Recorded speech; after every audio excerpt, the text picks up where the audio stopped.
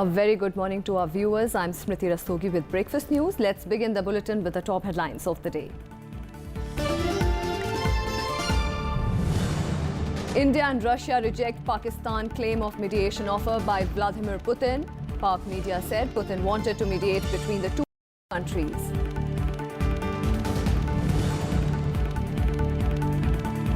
Deliberations continue on consensus presidential candidate. BJP committee members Rajnath Singh, Venkaiah Naidu to meet Sonia Gandhi, Sitaram Yechuri today.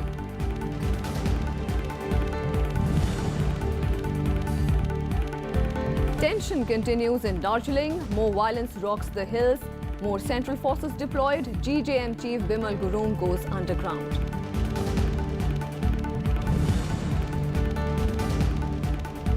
European Parliament criticizes Pakistan's poor human rights record, highlighting Jadav's case, slams Islamabad for not allowing him consular access.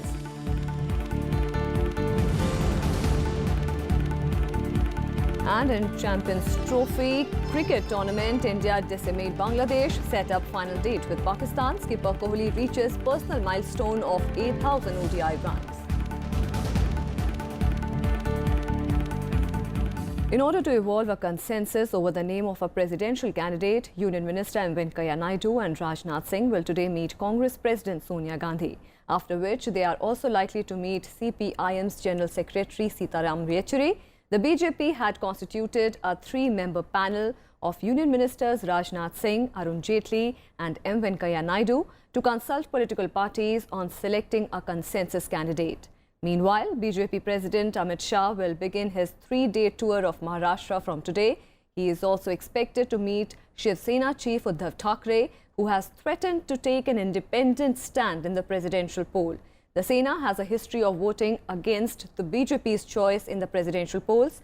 Sena had gone with UPA's choice of Pratibha Patil and Pranab Mukherjee in 2007 and 2012, despite being an ally of BJP.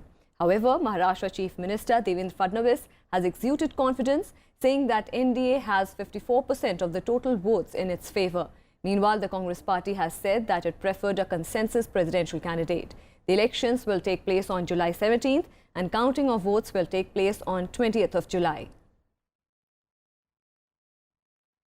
Rejecting Pakistan's claims, India on Thursday said that Russia had not made any mediation offer to it to resolve the Indo-Pak issues. External Affairs Ministry spokesperson Gopal Bagle also asserted that Moscow was well aware of New Delhi's position of bilateral resolution of all such matters in a terror-free environment. Bagle's remarks came in response to the reports in the Pakistani press that Russia expressed its intention to mediate between the two countries.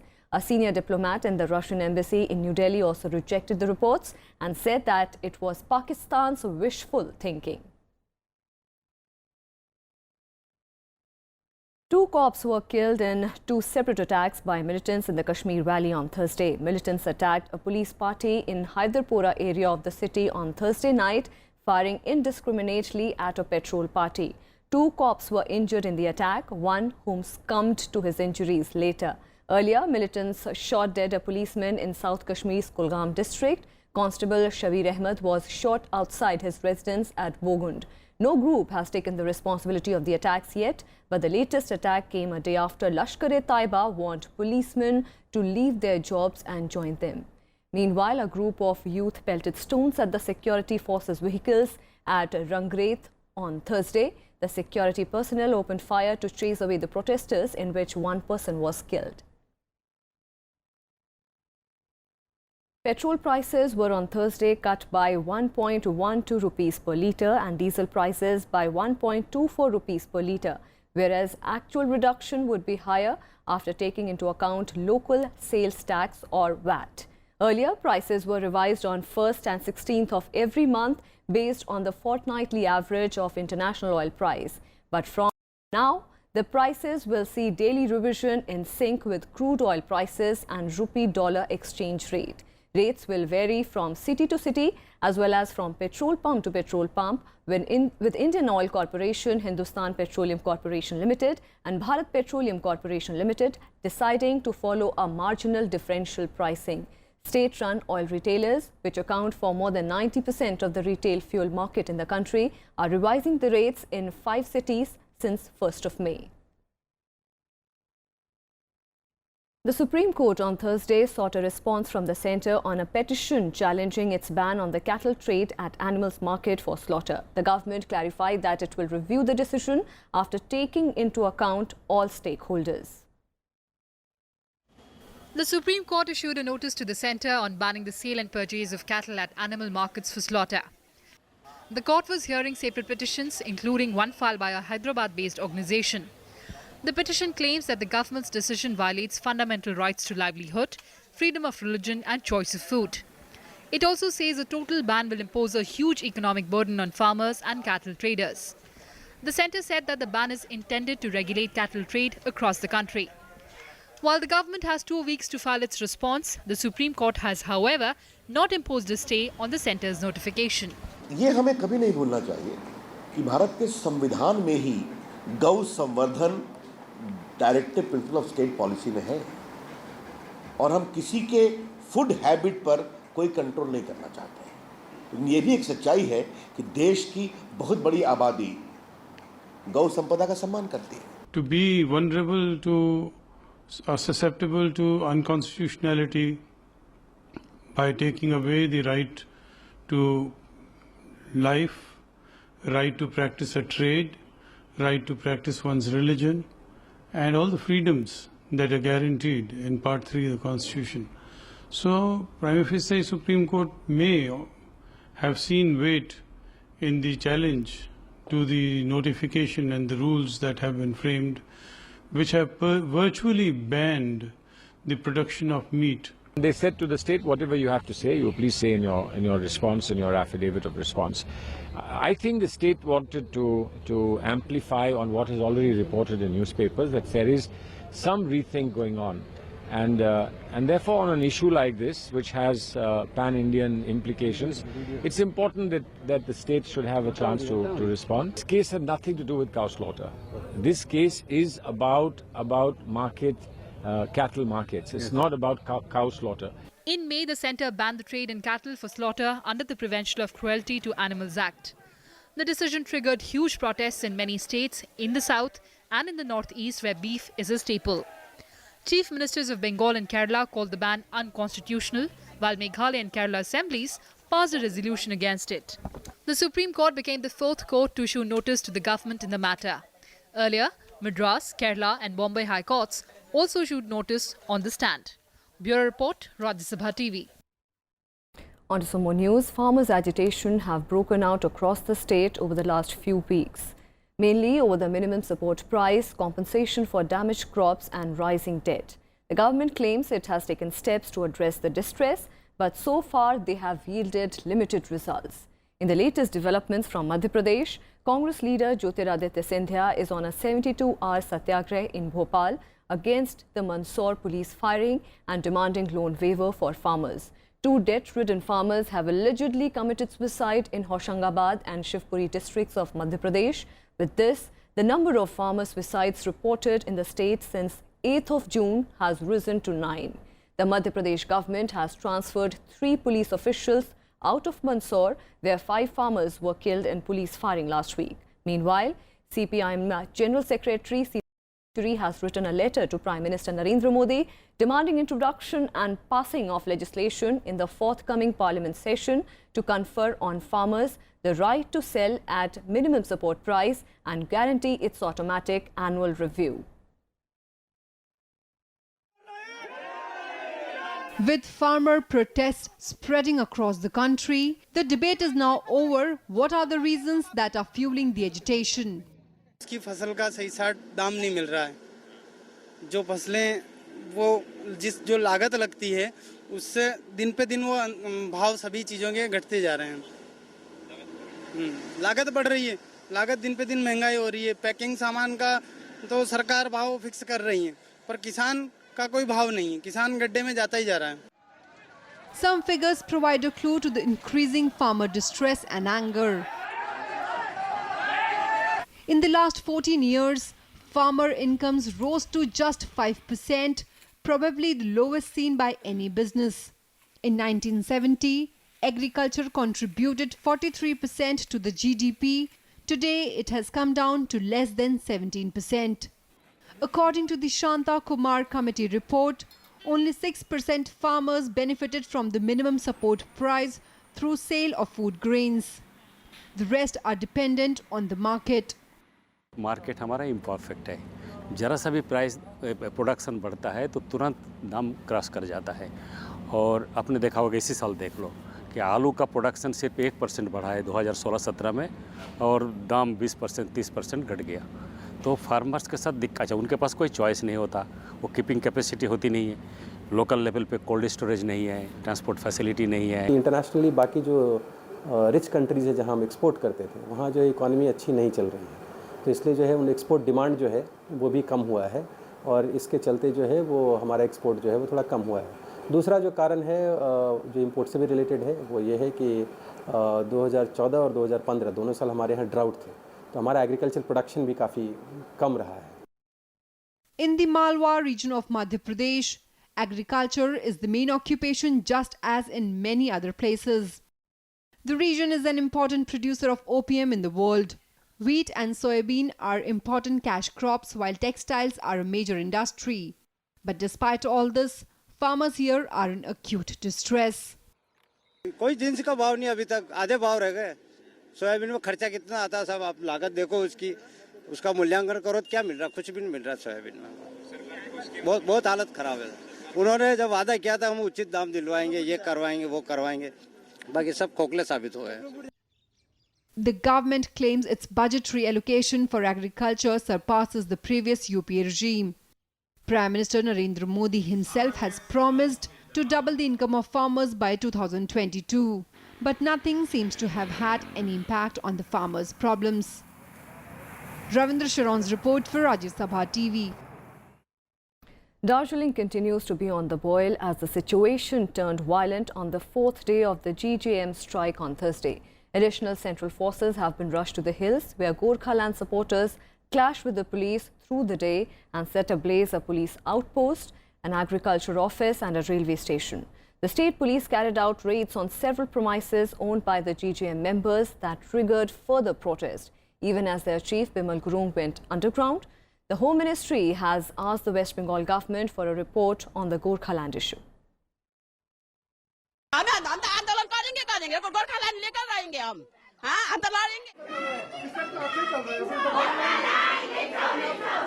The ongoing protest for a separate state of Gorkhaland has intensified.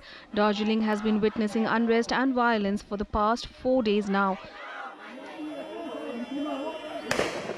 Protesters and riot police hurled stones at each other on Thursday, while a car was also set ablaze. This came after police did a series of raids on the premises connected with Gorkha Janmukti Morcha chief Bimal Gurung.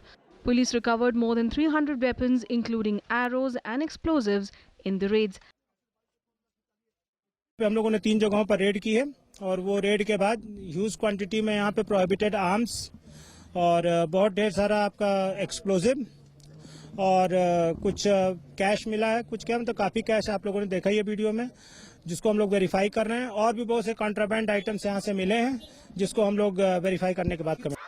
The ripple effect of police raids was that the GJM protesters took to the streets and vandalized several properties and also announced an indefinite shutdown in Darjeeling. Police प्रशासन जबरदस्ती घुस के हमारा ये office में घुस के सब चीज ले गया है। सब लोग ये हमारा ऑफिस है ना, सब लोग ले गए हैं। बाकी तो बंगाल सरकार का चाल है। जितना भी आज अभी आंदोलन हो रहा है ना, वो पैसा हम सभी जनता ने एक एक करके इकट्ठा किया है, आंदोलन के लिए इकट्ठा किया है। बाकी पैसा ज्यादा तो बंगाल सरकार का चाल है। The demand of the GJM for a separate state to be carved out of the Darjeeling hills of West Bengal is fast turning into a major political crisis for Chief Minister Mamata Banerjee. The opposition party CPIM blames Banerjee for the violent agitation.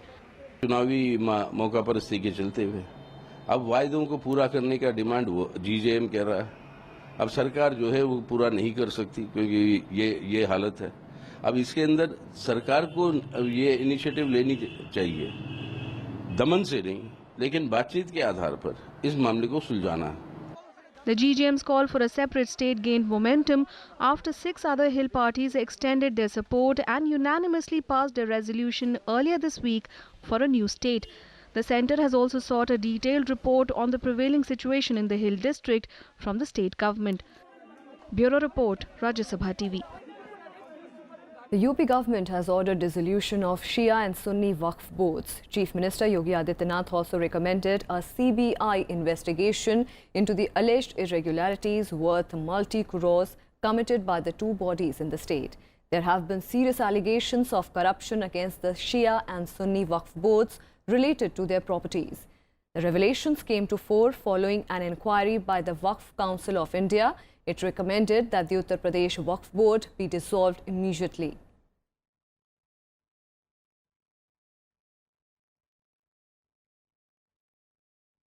On Thursday, DMK and its ally Congress staged a walkout from the Tamil Nadu Assembly after the Speaker disallowed a discussion on the issue of alleged horse trading of AIADMK MLAs. Leaders of opposition M.K. Stalin yet again tried to raise the issue in the House, but Speaker P. Dhanapal insisted that he has already given ruling on the matter. After the Speaker's clarification, the Congress party too walked out soon after DMK as the chair did not give permission to raise the matter. Speaker P. Dhanapal said that discussion based on media reports sans evidence could not be allowed. In order to let the House run, Speaker said if the members had evidence for their claims, it could be submitted to him, and if found in order, he would allow a discussion. What Mr. M.K. Stalin, DMK opponent party leader, as well as our Congress party leader, Mr. K.R. Ramasamy, they all raising the issue should come in the assembly. So, otherwise, our honorable speaker is having discretionary power to have this issue in the assembly. So, this issue should come to the assembly, then only the public of Tamil Nadu knew what happened in the past, what happened in the present. And let's take a look at other national developments in nationwide. 10 people were killed in the bus accident which occurred near Dhaliara town in Kangra district of Himachal Pradesh. The accident took place when the bus skidded off the road and fell about 200 feet deep gorge. 61 injured people have been admitted to a hospital where about 40 of them are stated to be serious. Indigo Airlines and Air India barred Telugu Desam Party MP J.C. Divakar Reddy to travel in their flights after he created ruckus on Thursday at Vizag Airport. Reddy, who was denied the boarding pass for being late, said that there were a number of people standing at the counter when he reached the airport. Reddy had repeated his same behavior in October last year at the Vijayawada airport when he arrived late to catch an Air India flight. Former Chief Justice of India P.N. Bhagwati died in New Delhi after brief illness. He was 96. Justice Bhagwati is considered a pioneer of judicial activism in the country for introducing the concept of public interest litigations. His funeral will be held on 17th of June. And with that, we'll slip into a very short break. More news and updates on the other side. Stay with us.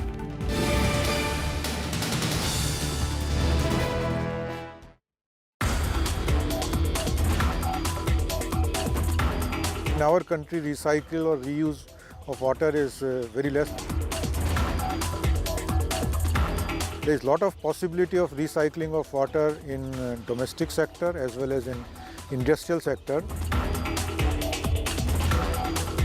The estimates show that about 15% of our food production today is based on groundwater which is being mined. Watch Eureka with Dr. Sharad Kumar Jain, Senior Scientist, National Institute of Hydrology at Roorkee, only on Rajya Sabha television.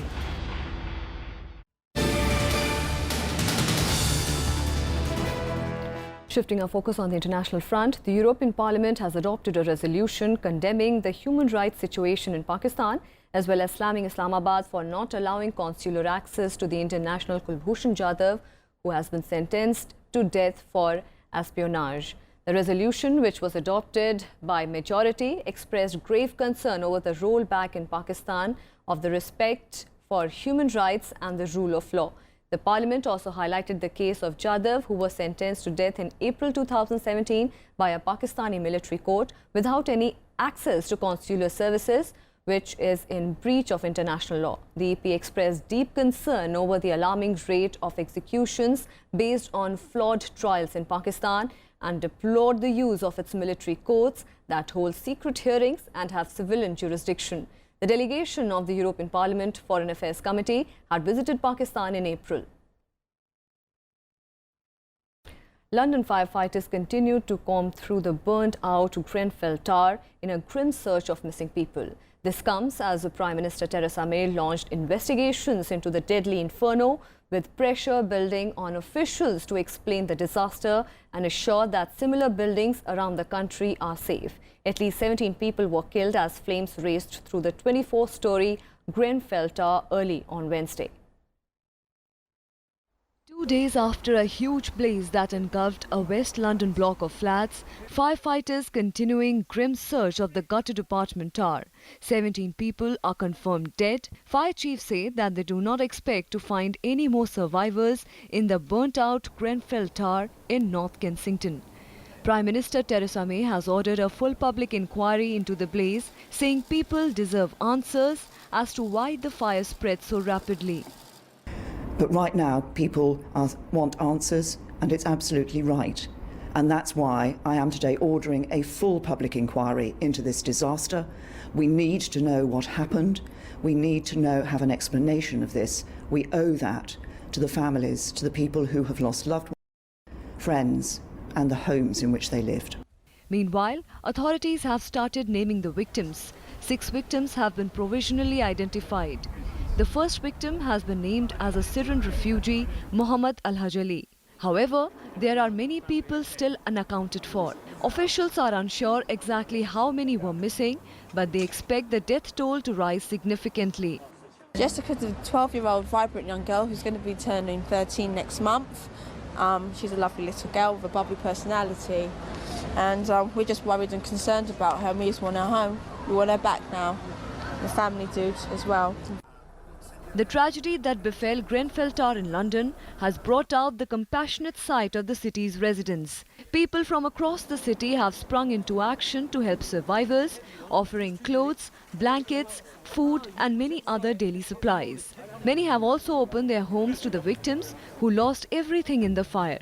Temporary reception centres have also mushroomed around the city to accommodate survivors. Overnight, more people started arriving. And at one point, it's so fantastic. Some Chinese people arrived with Chinese food. We already had Indian.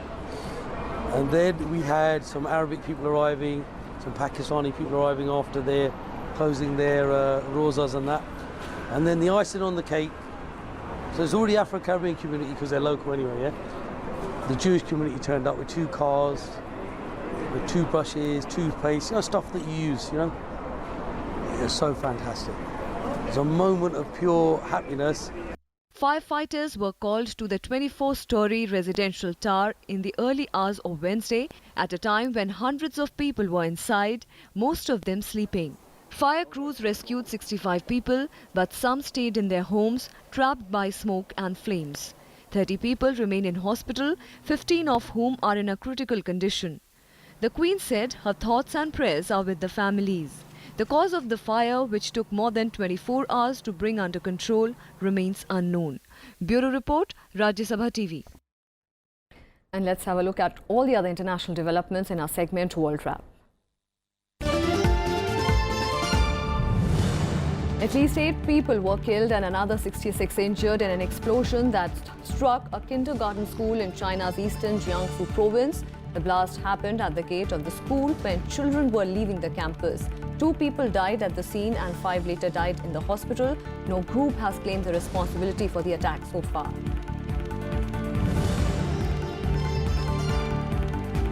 An attack at a Shia mosque in the Afghan capital of Kabul killed at least 4 people and wounded 8 more on Thursday. Afghanistan Home Ministry has said that 2 suspected attackers tried to enter the city's Al-Zahra mosque but were blocked by police. setting off a gun battle. The attackers then took refuge in the mosque's kitchen before detonating a bomb.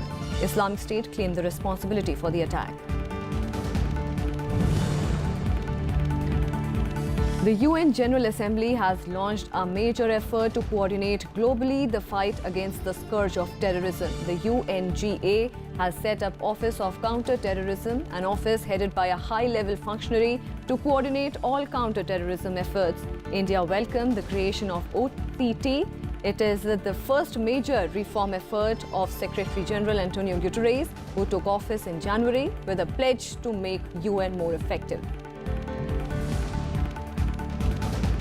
In sports now, a dominant India marched into the finals of the Champions Trophy with a 9-wicket victory over Bangladesh, setting up a mouth-watering clash with arch-rivals Pakistan on Sunday. In the second semi-final at Edgbaston, the defending champions chose to bowl first and picked up 2 early wickets before Tamim Iqbal and Mushfiqur Rahim threatened with a big score with a 123-run stand for third wicket. However, Indian bowlers tightened the grip in the middle and overs as they restricted Bangladesh to 264 for 7. Pacer Bhuvneshwar Kumar, Jasprit Bumrah and part-time spinner Kedar Jadhav picked up 2 wickets each. India were fluent in the chase from the start, with Rohit Sharma and Shikhar Dhawan providing a sound platform with 87-run partnership. Dhawan's departure brought skipper Virat Kohli to the crease, who scored a brisk paced 96 not. In process, Kohli became the fastest cricketer to score 8,000 runs, reaching the milestone in just 175 innings. However, the innings of the match was played by Rohit Sharma, who scored his 11th ODI 100. He was declared man of the match for his unbeaten innings. India will now meet Pakistan in the Sunday's final at the Oval. I'm really enjoying the way I'm batting. For me, the number of runs do not matter at this stage. I'm really enjoying the process, and something which is, giving me joy is that whatever I'm practicing and how I prepared after the IPL is paying off in this tournament. So I'm pretty happy getting the team across the line, honestly. It doesn't matter whether it's 3 figures or 2 or even 1. In badminton, India's HS Pranoy and Kidambi Srikanth entered the men's singles quarter-final of the Indonesian Open Super Series with stunning victories over their opponents. Pranoy shocked world number 1 Lee Chong Wei of Malaysia in straight games. The world number 25 Indian saw off 3-time Olympic silver medalist Lee 21-10, 21-18 in the second round contest. He will next face Olympic champion Chen Long of China. Srikanth also scored a well-fought victory over Denmark's Jan O. Jorgensen to make the quarters. The 24-year-old dug deep to notch up a stunning 21-15, 20-22, 21-16 victory over 4th seed. He will meet the winner of the match between Ka Long Angus and Taipei's Zhu Wei Wang. However, it was the end of the road for the Indian women. Saina Nehwal and PV Sindhu. Saina lost to Thailand's Nichaon Jindapol in the 3 games, while Rio Games silver medalist Sindhu was shown the door by America's Beiwen Zhang in a tough match.